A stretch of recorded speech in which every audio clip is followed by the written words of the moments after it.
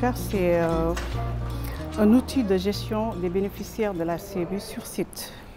Et le prétexte de la mise en place des bureaux CMU, c'était l'arrêté interministériel qui est relatif au déploiement du suivi CMU au niveau des structures de santé.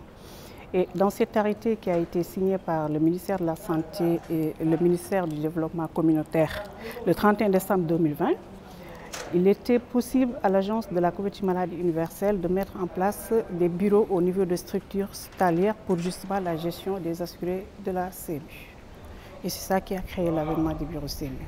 On est en phase pilote au niveau de la région de Dakar avec la mise en place de 18 bureaux dans 18 centres de santé et 2 hôpitaux, 2 EPS que sont l'Institut d'hygiène sociale et l'hôpital Youssou Mbargane de Rufisque qui ont des bureaux où nous avons effectué les tests.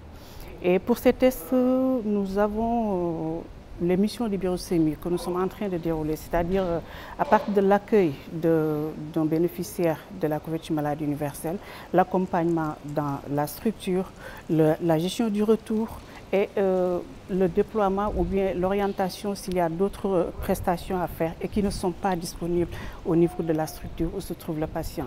C'est-à-dire que nous sommes en train de gérer un peu les difficultés que les patients rencontrent au sein des structures par rapport à leur parcours de prise en charge.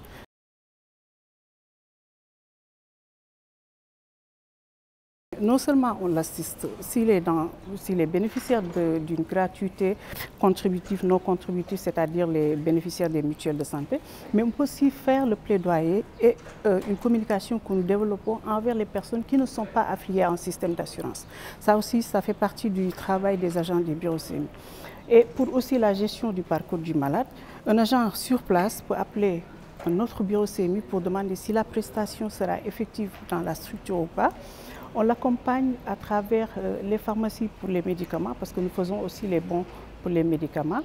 Et nous faisons le retour aussi envers les mutuelles pour ces bénéficiaires et pour l'agence pour les initiatives non contributives.